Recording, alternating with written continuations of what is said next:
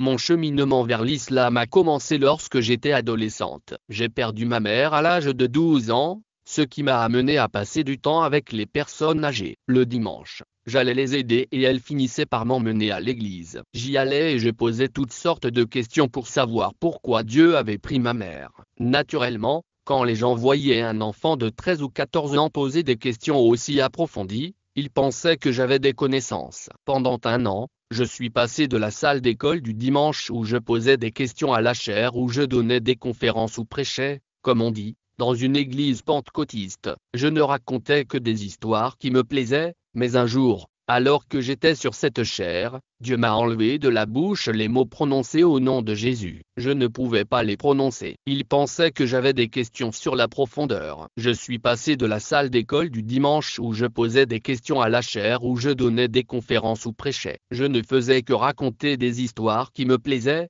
mais un jour, alors que j'étais sur cette chaire, Dieu m'a enlevé de la bouche les mots au nom de Jésus. Je ne pouvais plus les prononcer. J'ai été pris par surprise. Je n'avais aucune idée de ce qui m'arrivait. J'ai essayé de toutes mes forces de prononcer ces mots, mais ils ne sortaient pas. Lorsque j'ai terminé mon cours ce jour-là, je suis allé voir les anciens de l'église et je leur ai raconté mon expérience. J'ai même dû l'écrire pour eux. Ils ont prié pour moi pendant 30 jours, mais je ne voyais toujours rien. Rien ne changeait. Je leur ai dit, je savais qu'il y avait un Dieu. S'il ne me donnait pas de réponse, j'irai la chercher moi-même. Je suis allé à l'église du Christ et j'ai trouvé le révérend Williams. Il m'a enseigné le début de la création jusqu'à la naissance de Jésus. Il m'a donné les connaissances de base dont j'avais besoin pour accepter l'islam chaque fois qu'il apparaissait dans ma vie. Pendant mes études, j'ai déménagé en Floride, où j'ai rencontré un autre révérend à Fort Lauderdale. Ses connaissances le distinguaient de mon ancien révérend. Son comportement m'a rebuté.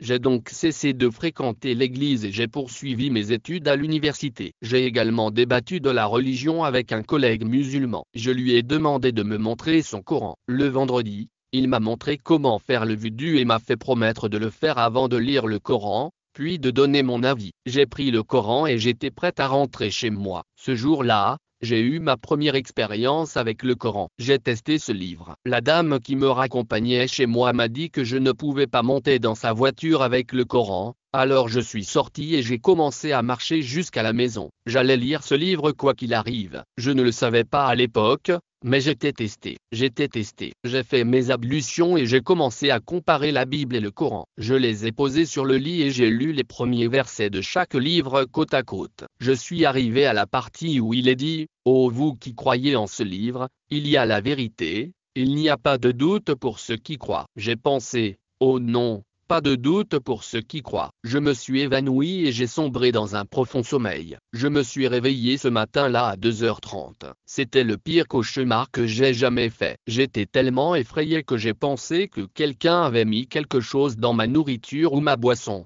Alors je suis allé composer le 911. J'ai dit à l'opérateur d'envoyer quelqu'un parce que j'avais des hallucinations. La personne au téléphone m'a demandé ce qui s'était passé. Je lui ai dit que mon ami m'avait donné un Coran et que j'avais ma Bible, que je les comparais et que je m'étais endormi. L'opérateur m'a dit que cela allait, ne vous inquiétez pas. Tout ira bien. C'est juste la façon dont Dieu vous purifie. Il enlève tous ces mauvais concepts de ta tête, et tu vas devenir musulman. Tout ce que vous avez à faire, c'est de dire la shahada. Il ne suffit pas de croire qu'il n'y a qu'un seul Dieu. Il faut aussi accepter que Mahomet est le messager de. Je leur ai dit que j'accepterais tout ce que Dieu enverrait parce que je suis ce genre de personne. Je serai musulman dès maintenant si c'est ce que Dieu veut que je fasse. J'ai prononcé la shahada, en répétant après l'opérateur. Il m'a aidé à la prononcer et m'a dit que maintenant, je suis musulman. Il m'a expliqué comment. Il suffit d'y croire, de lire le Coran et de suivre les lois de Dieu. Après cela, je serai une bonne personne. Il m'a demandé comment j'avais eu son numéro. Je suis l'imam Rachid de la mosquée Sonorise. C'était un miracle. J'étais sûr d'avoir composé le 911,